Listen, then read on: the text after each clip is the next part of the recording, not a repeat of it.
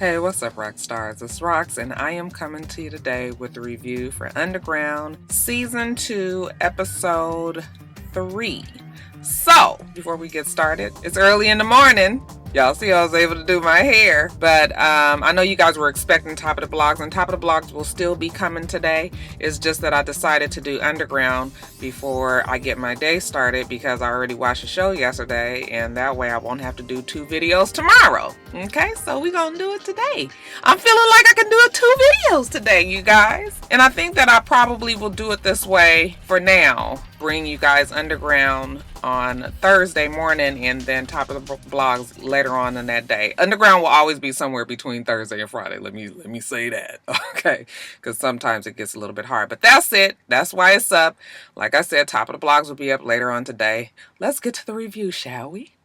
All right, you guys, so it finally makes sense who Bokeem Woodbine's character is, okay? That is Steen's father. He is part of a flashback. Well, not necessarily a flashback, but just showing us the beginning of Steen's life. And it finally makes sense on episode 3, okay? So last episode, when he's talking to the girl, I'm assuming that that is Steen's mother. Remember, he could barely read. He could read, but it was very much choppy, and you could tell he was still teaching himself. But in this episode, he can read clearly. Ernestine is born. She's old enough to understand what he's reading to her. He is reading a piece of Sojourner Truth's writings, basically letting her know that she is strong as a black woman, not only in body, but also in mind. Okay, you wouldn't know that today, however, because Steen is huffing her poor little heart away. Bless her high heart. Okay, that poor Steen is just floating through life in a semi-conscious state of misery. This week she has visits in her subconscious or hallucinations of her oldest child, Sam. And of course he comes to talk to her throughout the show. But yeah, Steen has a death wish, basically. She's ignoring the slave master. When he asks her where she is, you know, she kind of ignores him. When he turns her around and she stares him, you know, in his eyes boldly, that's a no-no. He slaps her down to the ground and looks like he's about to beat her until her man comes and saves her, okay? And then once the slave master goes away, you know, he turns her around like, what the hell is going on with you? Are you crazy? You could have got killed. And she was just like, I didn't ask you to save me. So, yeah, it looks like Steen is about at the end of her rope and just looking for a way out. I guess she thought the slave master was going to be the best way. But let's come back to Steen because I want to talk to you guys about Rosalie, better known as Black Rose. So the slave hunters realized that they shot Rose, but they did not kill her. Okay, that she has gotten away. And that might be because of this Negro woman has the supernatural power to endure extreme amounts of pain. I was like, ain't this some shit? Like we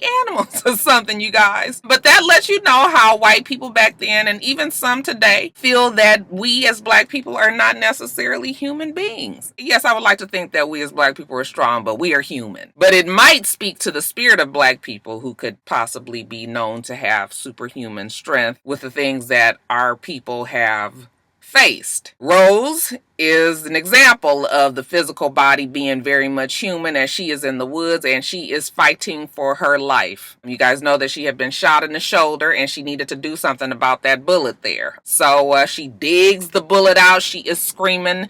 I was sitting there like, oh my God. And she has to take care of it. She has to pack it with the mud and she also needs to cauterize it. She tries to do it with the match. That doesn't work, so she does it with the gun. And of course the pain from that and the fact that she's just dug this fucking bullet out with no medication, no anesthesia at all. She is in and out of consciousness basically this entire time that she is in the woods. I felt that pain for her, child. I thought I was gonna faint for her. She also has the added problem of that she can't hear because she was in the water, so her ears, you know, she's having problems hearing, so she has like this constant like murmur of sound with a little bit of ringing in it, so she's not really sure exactly what the fuck is going on. So Rose is having some bad times out here in the woods, okay? She does have some flashback of better times with her mom when they were back at the big house, and at one point she's jumping on the bed with her mother, you know, a little bit of fun. The mom actually tells her, you know what, steal these type of moments whenever you can, but she also lets her know what her life is going to be. Some pain and some heartache, okay? So be ready for it. And that is about right now as Rose is running through the woods. She goes through waters, is leech infested,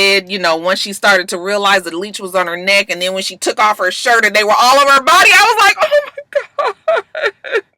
she had to pull him off, and I was just like, oh, Rose, I don't want you to have to go through all of this. But to be able to see it and really visualize what the slaves went through trying to get back and forth up there, I mean, you have to realize that these people did not have cars to safely take them back and forth. They are running through the woods. We are getting a very clear picture of what that looks like. So she's tired. She sits down. She kind of dozes off. She doesn't know how long, but she wakes up and somebody is shooting at her ass. Okay, so she hops to it right away. She's running, trying to get away. She's trying to hide, but next thing you know, she is confronted by this slave catcher, the man that is helping the slave catcher woman who is on the hunt for Black Rose. And it becomes a physical confrontation of you versus me. It ain't gonna be me. Rose has this inner strength that they were talking about, I suppose, and she is fighting for her fucking life, head to head with this man, okay? And remember, she is pregnant. He is kicking her, he is stomping her, and she is fighting his ass back, okay? At one point, she rolls over on top of him, takes a big ass bite out of his face. I was like, is that his face? It was his ear.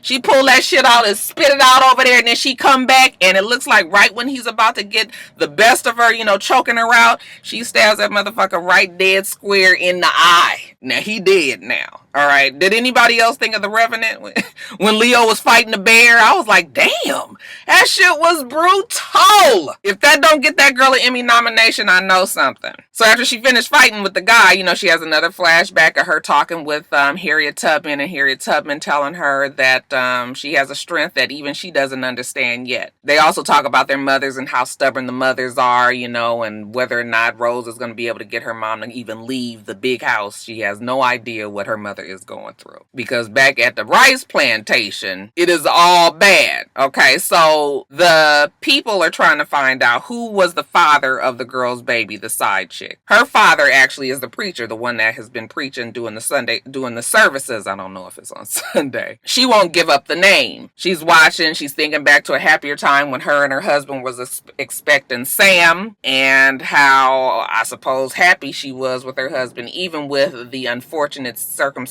of being a slave. Today, she's looking out at the waters, and she's telling the preacher slave that, yeah, she don't believe in God because God lets slaves get beaten to death. If you guys wanting the spirits and wanting to hold the spirits here, looks like they happier being free, and I don't blame them. How can you believe in a God that didn't even protect your daughter? So while he tries to explain to her the benefits of the ancestral spirits protecting them, she don't want to hear it. Again, she's taking a huff on that. She get that rag and she go like this, and then she be like, ooh wee. Okay, that shit must be real strong. Okay, so strong that even her boyfriend's starting to tell her like, hey, maybe you need to lay off a little bit. I mean, you know, we about to go up and perform at the big house. We need you to be A1. Evidently, they're going to go sing and play the fiddle for the masters up in the big house. So she gets all dressed up. Nothing as fine as what she is used to. But still, you can see the old dignity of Steen as she puts her outfit on, pins her hair up. Right when they're about to go back to the big house, she gets a visit from Sam. And Sam tells her, you were supposed to protect me. You told me all I had to do was be good and listen to what Master said, and that I would be fine, but all you really did was let them fatten me up for the slaughter. Then you became Miss Whore. Look at you. You never even sang for me. But now you about to go up there and sing up there for them white men? So, you know, Steen got all this on her mind. As a matter of fact, while she's in the house waiting up there to sing, her man is in there playing the fiddle. Sam is sitting over there on the stairs just watching her.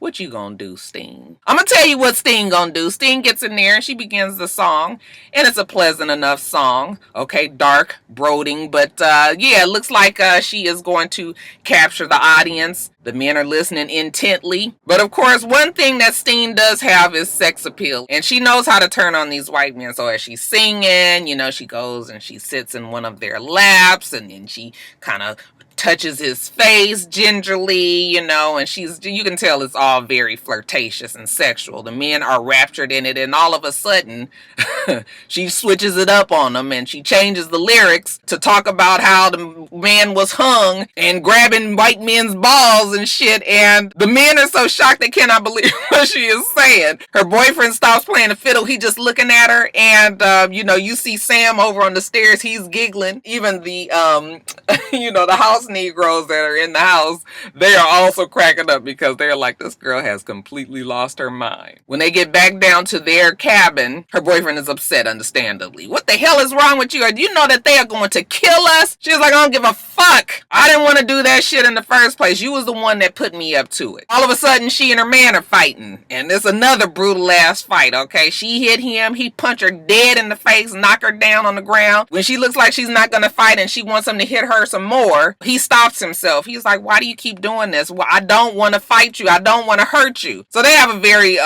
fucked up ass relationship, but I can't imagine it being the best environment to harbor a good relationship when everybody is so fucking stressed out and tired and mad and upset. And to smooth things over, they do what Ernestine does best, which is have sex. We get a flashback of her talking to a woman when she was also a child, but older, probably somewhere around 12, 13.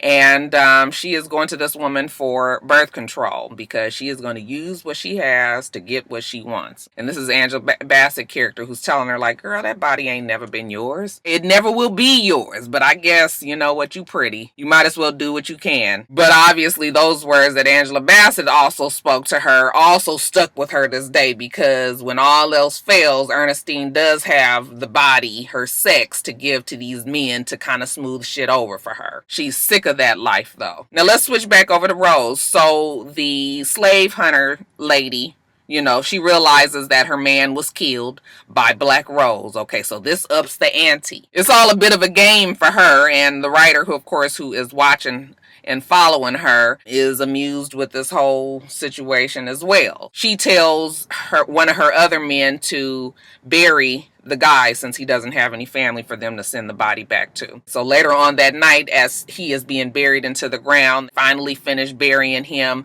pack the dirt real tight, put the cross there as a, you know, as a monument as to where he is, and walk away. Not even 15 feet from where his grave was, we see Rose jump up out of the ground. She has created her own grave in order to stay alive because you guys remember after she fought the man, she was exhausted and there was no way that she was really going to be able to run anymore with the slave catchers being so close on her tail. So she comes up out of the ground, kind of a rebirth. She is covered in soot, but she is alive. She goes over and rests up against a tree, just trying to get herself back together, and child, guess what happens next?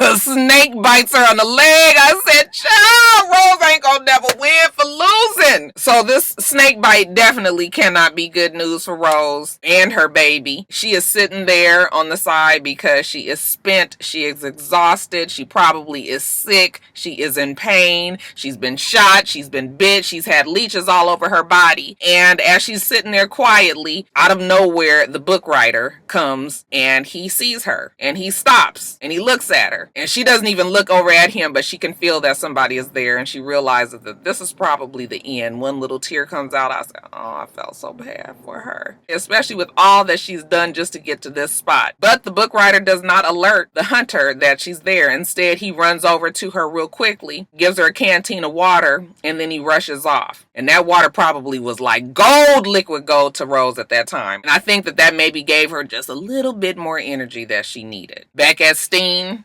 don't have no more energy. She's over it. She's done. All of her hallucinations, her visions, the people from her past that have come to visit her, she can't take it anymore. So they walk with her to the shore of the ocean. And as her husband, her son, and her friend watch her walk off into the water, we see that Steen is going to kill herself. All right. And I said, oh, I hate seeing Steen like this. She is so 100% broken. We are not used to seeing her. The 3 episodes of this, I was just like, I can't take too much more of this, you know. So she gets in the water and she is going to drown. This can't be the end for Steen. But it sure was looking like it. At the same time, we're seeing Rose, who is pretty much down to her very last. Okay, she has no more in her. And right at the last minute, when it looks like she's just going to forget it and chunk the deuces, she sees a horse.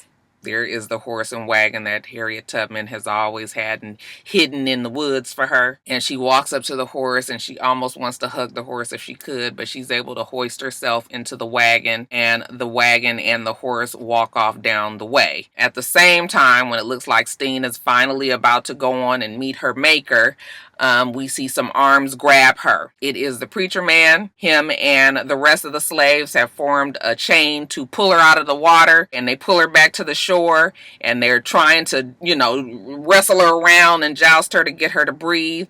She finally coughs the water out, and he's telling her, it's okay, we're here, it's okay, you're here, you're okay.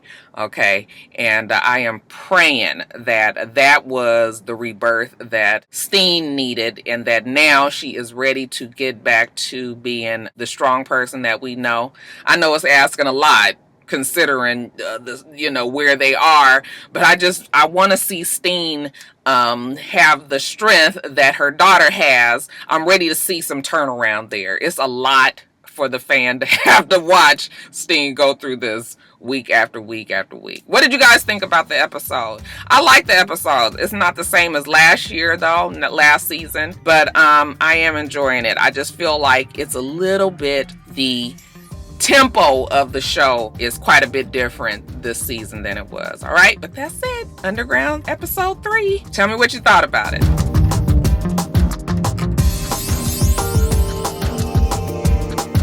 All right, you guys, so that is it. Let me get off of here and get my day started. I will see you later on this afternoon, okay? Make sure that you rate, comment, and subscribe to the channel. I'm itsrox. The channel is for itsrox. Everything else I do will be in the bottom bar. All right. So I hope that you have a wonderful, wonderful rest of your day. I plan on doing the same. Till next time, rock stars. Bye.